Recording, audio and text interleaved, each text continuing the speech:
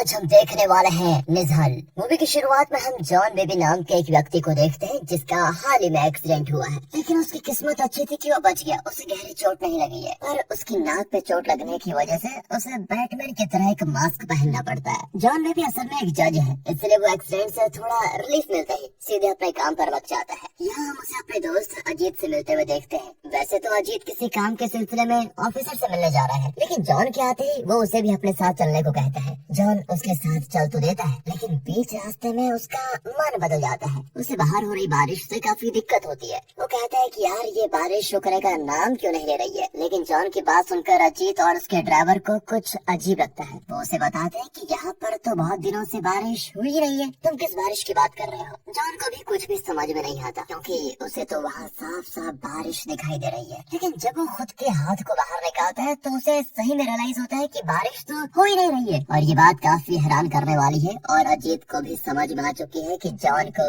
अब अच्छे डॉक्टर की जरूरत है। डॉक्टर कहता है कि जॉन को एक्सीडेंट के बाद पोस्ट ट्रॉमेटिक स्ट्रेस हो चुका है, इसलिए उसका बारिश को देखना बिल्कुल नॉर्मल है। उसे डरने की बिल्कुल जरूरत नहीं है, क्योंकि वो जल्द ही इन सबसे राहत पा सकता है। कुछ समय के बाद हम जॉन को उसके एक दोस्त से बात करते हुए देखते हैं। इसका नाम होता है शालिनी और वो पेशे से एक अच्छी डॉक्टर होती है। वैसे तो शालिनी को रोज रोज नए केसेस मिलते हैं, लेकिन उसे हाल ही में एक बच्चे के अजीब केस के बारे में पता चला होता है। फिर वो इस केस को लेकर जॉन से बात करती है। वो बताती है कि एक बच्चा है जो सभी बच्चों के साथ कहानी लिख के अपने टीचर को देता है, लेकिन जहाँ सभी बच्चों ने बच्चों वाली कहानी लिखी होती है, वहीं उस बच्चे ने मर्डर की कहानी लिख के दी है। और जब मुझे इस केस के बारे में पता चला तो मैंने कैसे भी करके टीचर को ये बात बता दी कि देखो वो आम बच्चों से अलग है और एक अच्छा स्टोरी टेलर है, इसलिए उसने ये सब कुछ लिखा होगा। जॉन को उस बच्चे की कहानी वाली बात से हैरानी तो होती है, लेकिन वो उस पर कुछ ज्यादा रिएक्ट नहीं करता, क्योंकि एक तो वो अपनी लाइफ में इतना व्यस्त है कि दूसरों के बारे में सोचने का उसके पास टाइम ही नहीं है। लेकिन डॉक्टर शालिनी एक बार फिर जॉन से मिलने आती है। वो इस बार उस बच्चे की बुक दिखाने आई है, जहाँ उस बच्चे ने एक और स्टोरी को लिखा है, लेकिन उसने ये सभी चीजें मलयालम में लिखी है, जो कि खुद उसे बोलने नहीं आती। जॉन भी अब धीरे धीरे उस बच्चे में इंटरेस्ट दिखाना शुरू कर देता है। उसका मानना है कि आखिर वो बच्चा है कौन। वो डॉक्टर शालिनी की मदद से उस बच्चे से मिलने के लिए पहुँच जाता है, लेकिन इससे पहले जॉन को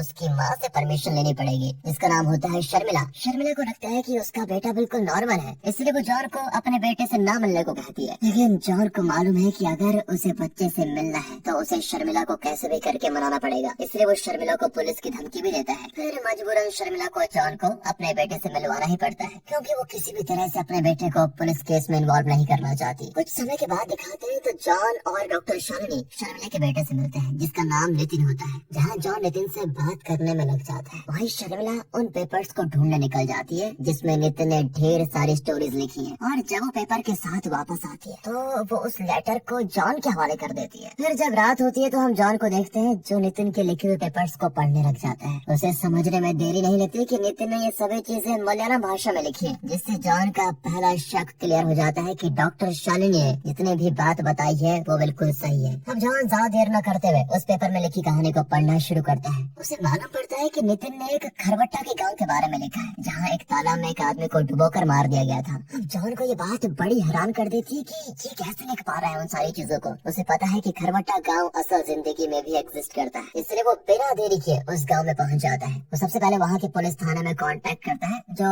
उसे साथ में मिलकर उस गांव के एक तालाब के बारे में बता देते हैं। अब जैसे जैसे ये काम होता है, जॉन की हैरानी भी समय के साथ बढ़ती जाती है और फिर उसको जल्द ही एक बड़ा झटका भी मिल जाता है। जब सर्च के दौरान तालाब से एक व्यक्ति की लाश मिलती है, उसकी मौत ठीक वैसे ही हुई थी जैसे नितिन ने अपनी कहानी में लिखा हुआ है। उसे समझ में आ गया है कि नितिन की कहानी असली घटनाओं को दर्शाती है, लेकिन वो ये सब कुछ कैसे कर सकता है, यही जॉन को मालूम करना है। वह जॉन की इस खोज की खबर उसके दोस्त अजीत को भी लग जाती है। वो उसे बताता है कि तुम्हारे इस काम की वजह से सभी पुलिस को तुम पे शक हो गया है। उन सभी को जानना है कि आखिर तुम्हें उस लाश के बारे में कैसे पता चला। अब जॉन नितिन के बारे में बताने को तो बिल्कुल भी तैयार नहीं होता, इसलिए वो अजीत को एक झूठी कहानी बता देता है, जिससे जॉन को कुछ समय के लिए अजीत के सवालों से छुटकारा तो मिल जाता है। लेकिन यहाँ जॉन के जाने से पहले अजीत उसे रोकता है। फिर वो उसे कल मिली हुई लाश के बारे में बताता है, जो कि लगभग 20 साल पुरानी है। ये सुनकर तो जॉन का दिमाग काम करना बंद कर देता है, क्योंकि एक बच्चे को आज से 20 साल पुराने हादसे के बारे में कैसे पता चल सकता है। जॉन को कुछ भी समझ में नहीं आता, इसीलिए वो अब नितिन से आए दिन मिलना शुरू कर देता है और देखते देखते वो उससे काफी घुल मिल भी जाता है। अब तक जॉन को नितिन के बारे में काफी कुछ मालूम भी पड़ चुका है, जैसे कि वो कई और कहानियां भी लिखा करता है। जहाँ एक तरफ जॉन नितिन के बारे में जानता जा रहा है, वहीं कुछ ऑफिसर को जॉन से जानना होता है कि आखिर उसने उस लाश के बारे में कैसे पता लगाया। जॉन के लिए सभी बातें घुमाना काफी आसान होता है, लेकिन यहाँ ऑफिसर का शक जॉन पर से 1% भी कम नहीं होता। तभी जॉन को उस लाश की आइडेंटिटी के बारे में पता चलता है। उस व्यक्ति का नाम मोहन था, जिसकी मौत आज से 20 साल पहले हुई थी। अब उस ऑफिसर को जॉन के बारे में सब कुछ जानना होता है, इसलिए वो अपने एक आदमी को उसके पीछे लगा देता है। अब अगले दिन हम जॉन को एक महिला से मिलते हुए देखते हैं। उसका कहना है कि वो मोहन की पुरानी माशूका है, लेकिन जब मोहन अचानक से गायब हो गया तो मुझे किसी दूसरे से शादी करनी पड़ी। लेकिन जॉन को अब किसी पर भी विश्वास नहीं होता। उसे समझ में आ गया है कि कोई ना कोई नितिन को ये सब कहानी सुना रहा है, जिसकी वजह से ही वो ये सब कुछ लिख पाता है। लेकिन नितिन के बारे में जानने से पहले जॉन को शर्मिला से बात करनी होगी, क्योंकि वो ही बता सकती है कि नितिन को ये सब कहानी कौन पढ़ा रहा है। शर्मिला अब जॉन को नितिन के पिता के बारे में बताती है। वो कहती है कि मुझे लगता है कि नितिन के पिता ही मरने के बाद उसे ये सब कहानी सुनाया करते हैं। लेकिन जॉन को ये बात हजम नहीं होती कि ये कैसे हो सकता है। तो जॉन उसे उसकी अगली कहानी के बारे में पूछने चला जाता है, जहाँ उसे नितिन से चेरो तारा नाम के गाँव के बारे में पता चलता है। नितिन का कहना होता है कि इस गाँव में एक व्यक्ति को मारा गया था। अब जॉन उसकी पड़ताल में निकल पड़ता है, लेकिन उसके पीछे पुलिस का जासूस अभी भी लगा हुआ है। जहाँ एक तरफ उस जासूस का एक्सीडेंट हो जाता है, वहीं जॉन उस गांव में जाके उस मर्डर के बारे में जानकारी इकट्ठा कर लेता है। उसे पता चलता है कि नितिन की ये कहानी भी बिल्कुल सही है। इसका मतलब नितिन जो भी कहानी लिखता है वो असल घटना पर आधारित होती है। अब एक दिन जब जॉन शर्मिला के घर पर सो रहा होता है, तभी वो रात में हैरान कर देने वाला मंजर देखता है। वो देखता है कि शर्मिला नींद में नितिन को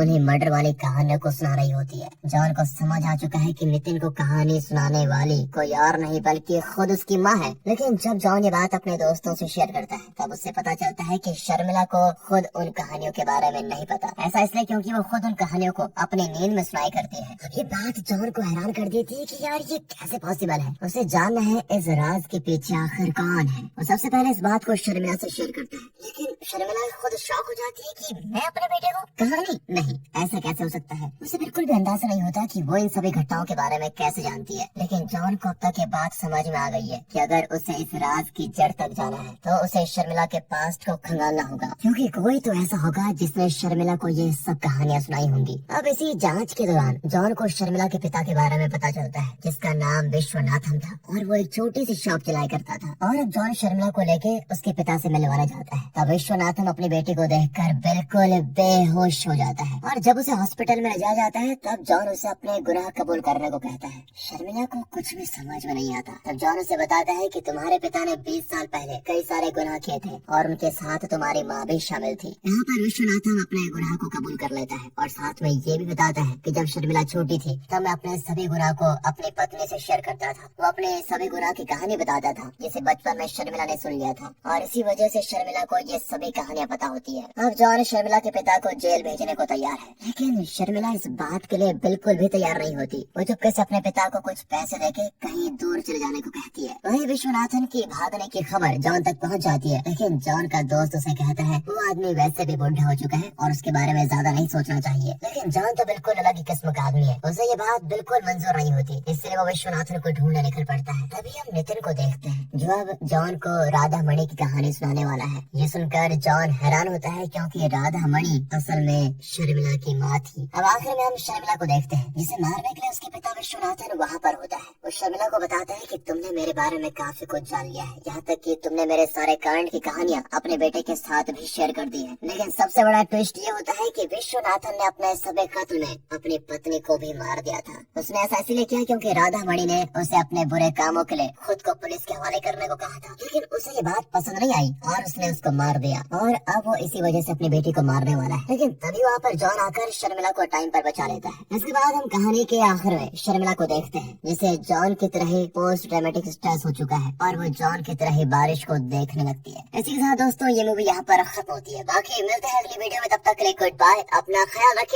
फाइनली थैंक्स फॉर वॉचिंग।